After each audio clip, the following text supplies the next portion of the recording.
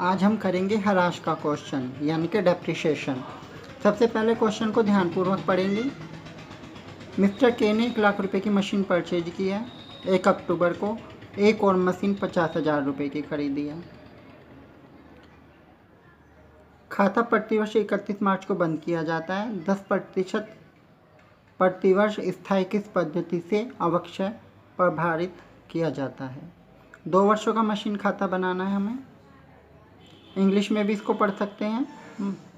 1 April a machinery was purchase 1 lakh rupees and same year another machine was purchase 50,000 rupees and depreciation is charge 10% straight line method. तो ये हमारी जो विधि है ये है हमारी स्थायी किस पद्धति यानी कि स्ट्रेट लाइन मेथड। इस वाले मेथड से निकाल लेंगे। तो सबसे पहले देखेंगे 1 लाख रुपए की मशीन खरीदी हमने 1 अप्रैल को। 1 लाख रुपए की मशीन खरीदी हमने, इसका 10% निकालेंगे। 10% निकाला इसका तो 10,000 रुपये आ गया डेप्रिसिएशन। एक दूसरी मशीन खरीदी अक्टूबर को 50,000 की, इसका भी 10% निकाला तो 5,000 रुपये आ गया। यहाँ पे देखिए ये अक्टूबर में ख़रीदी है और हमारे जो अकाउंट्स बंद होंगे वो 31 मार्च को होंगे। अक्टूबर से 31 मार्च तक 6 महीने बैठते हैं यानी कि 6 मंथ। तो जो हमारा डेप्रिसिएशन बैठेगा 5,000 का, उसका हम 6/12 करेंगे यानी कि हाफ़ कर देंगे, क्योंकि 6 महीने का आधा बैठेगा तो 2,500 रुपये का डेप लेंगे। अब हम बनाएंगे मशीनरी अकाउंट। इसमें लिखेंगे डेट, पर्टिकुलर, LF या JF लिख देंगे यहाँ पे, अमाउंट, डेट, पर्टिकुलर, JF और अमाउंट। यहाँ पे हमने एक मशीन खरीदी थी 1 अप्रैल को 1 लाख रुपीज़ की 2018 में। 1 अप्रैल को 1 लाख रुपीज़ की और 1 अक्टूबर में ख़रीदी है हमने 50,000 की, उसको भी लिख दिया हमने यहाँ पे 50,000। टोटल हो गया हमारा 150,000। अब इधर की साइड में हमें लिखना है डेप्रिसिएशन। लास्ट डेट लिखेंगे, लेकिन 19 से ये था ना, अब हमारा ईयर बदल जाएगा क्योंकि ये 18 में ख़रीदी थी और जब हमारा पहला साल पूरा होगा वो 19 की मार्च को होगा। तो डेप्रिसिएशन जो लगाएंगे हम, पहली मशीन का 10,000 रुपये आया था तो 10,000 रुपये लिख देंगे। दूसरी मशीन का हमने आधा लिया है 2,500 रुपये, क्योंकि 6 महीने थे तो 2,500 रुपये लिख दिया। टोटल हो गया 12,500। 1.5 लाख में से हम 12,500 रुपये घटा देंगे तो हमारा बैलेंस बच जाएगा 1,37,500। ये एक साल पूरा हो गया। अब हमें बनाना है दूसरा साल। जो ये बैलेंस बचा हुआ है यही हमें आगे लेके जाना होगा दूसरे साल में। अब साल चल गया 19 और 20। 1 अप्रैल से स्टार्ट हो जाएगा। बैलेंस है हमारा 1,37,500। अब हम इस साल में पूरा जब साल हो जाएगा 31 मार्च को तो डेप्रिसिएशन लिखेंगे। पहली मशीन का 10,000 रुपये आता था और दूसरी का आया था 5,000 रुपये। अब की बार पूरे साल का डेप्रिसिएशन लगेगा क्योंकि वो अप्रैल से मार्च तक हमारे पास रही, तो इसलिए इसका डेप्रिसिएशन हो जाएगा 15,000 रुपये। अब 1,37,500 में से 15,000 रुपये घटा देंगे और जो बचेगा उसको बैलेंस सीडी में लिख देंगे। 1,22,500 रुपये आ जाएगा ये। अब हम बनाएंगे depreciation account. Date, particular, JF amount, date, particular, JF amount. इसमें हम सबसे पहले लिखेंगे मशीनरी अकाउंट। इसमें लिखेंगे पहले साल का डेप जो टोटल आया था 12,500। पहले साल का डेप था ना 12,500, इसी को हम लिखेंगे डेप्रिसिएशन अकाउंट में यहाँ पे 12,500। और सेकेंड ईयर का जो डेप आया था वो आया था हमारा 15,000 यानी कि 15,000 रुपये। तो 15,000 रुपये मशीन के साथ में लिख देंगे 2020 यानी कि अगले साल में।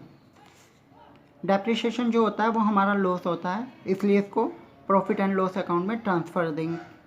प्रॉफिट एंड लॉस अकाउंट में ट्रांसफ़र कर देंगे 12,500 सेम अमाउंट, और दूसरे साल की 15,000 की जो अमाउंट थी वो भी।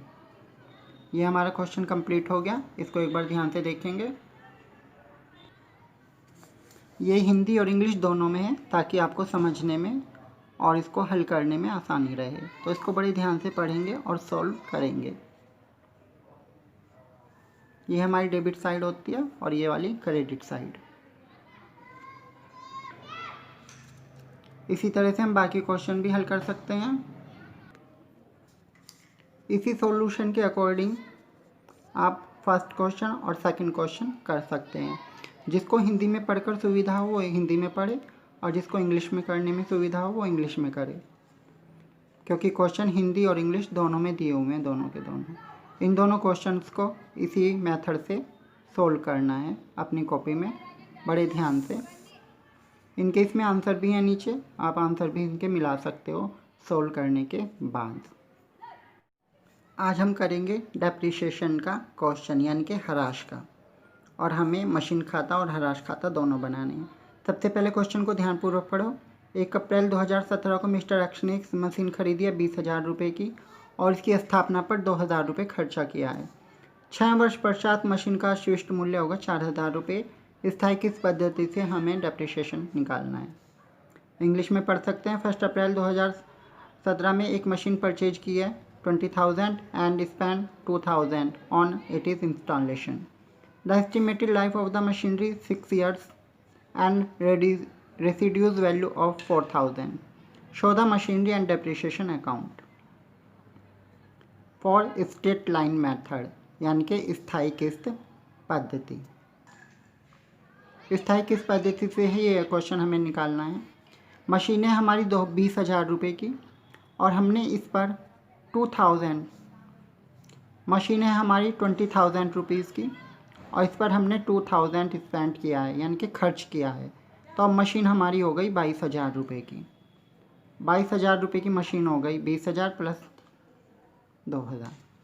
अब हमारा जो अवशिष्ट मूल्य है यानी कि रेसिड्यूज वैल्यू 4,000 है। रेसिड्यूज वैल्यू को इसमें से घटा दिया करते हैं 4,000 को, तो हमारे रुपये बच जाएंगे। 22,000 में से 4,000 गए तो कितने बचे? 18,000। और ये मशीन हमारी है 6 ईयर्स के लिए। जो मशीन चलेगी इसकी लाइफ जो है वो 6 ईयर्स है, तो 6 ईयर से इसको डिवाइड कर देंगे। डिवाइड करके आ जाएगा हमारा 3,000 रुपीज़। ये हमारा डेप्रिसिएशन आ गया। ये इसका डेप्रिसिएशन निकालने का फॉर्मूला है, इसको याद कर लेंगे। अब हम बनाएंगे मशीनरी अकाउंट। मशीनरी अकाउंट इधर डेबिट साइड है, इधर क्रेडिट।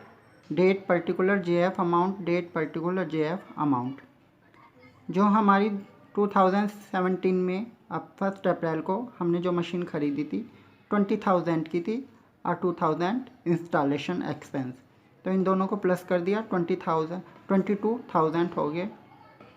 डेप्रिसिएशन आया हमारा 3,000, यहाँ पर इसको लिख देंगे। अब 22,000 में से 3,000 माइनस कर दो, क्योंकि डेप्रिसिएशन करने पर मशीन का मूल्य कम हो जाता है। तो अब हमारी मशीन बचेगी 19,000 की, इनका प्लस कर दिया। ये वाले 19,000 जो बैलेंस CD के नाम से हम इसको शो करेंगे और उस साल की लास्ट डेट में यही वाले रुपए हमारे बैलेंस BD में भी आ जाएंगे अगले साल में। 19,000। अब की बार डेप्रिसिएशन लगाना है हमें 3,000, वही जो पहले आया था उसी को लिख देंगे। दूसरे साल में भी जितने साल तक ये मशीन हमारे पास रहेगी तब तक हम 3,000 का ही डेप्रिसिएशन लगाएंगे। और ये क्वेश्चन हमें करना है कितने वर्ष के लिए? 3 ईयर के लिए। तो 19,000 में से 3,000 गए, 16,000 का बैलेंस CD बच गया। इसी वाली अमाउंट को हम इधर की तरफ ले आएंगे बैलेंस BD में 16,000। अब फिर से 3rd ईयर में भी हम 3,000 का ही डेप्रिसिएशन लगाएंगे। 16,000 में से 3,000 गए तो अब की बार बैलेंस बचेगा 13,000। इसको बैलेंस CD के नाम से लिख देंगे। लास्ट डेट में इनका भी टोटल करके देख लेंगे, सबका टोटल कर देंगे। ये हमारा क्वेश्चन पूरा हुआ। अब हम बनाएंगे डेप्रिसिएशन अकाउंट। डेप्रिसिएशन अकाउंट देखेंगे।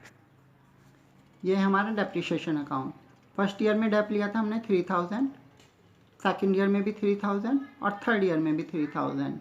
क्योंकि डेप्रिसिएशन हमारा लॉस होता है इसलिए इसको प्रॉफिट एंड लॉस में ट्रांसफ़र कर देंगे। 3,000 1st ईयर के, 2nd ईयर के भी और 3rd ईयर के भी। ये क्वेश्चन कंप्लीट हो गया। इस क्वेश्चन को दोबारा से देखेंगे और पढ़ेंगे ध्यानपूर्वक और समझेंगे। जिनको हिंदी में करने में सुविधा वो हिंदी में करें, जिनको इंग्लिश में सुविधा है वो हिंदी में पढ़ें।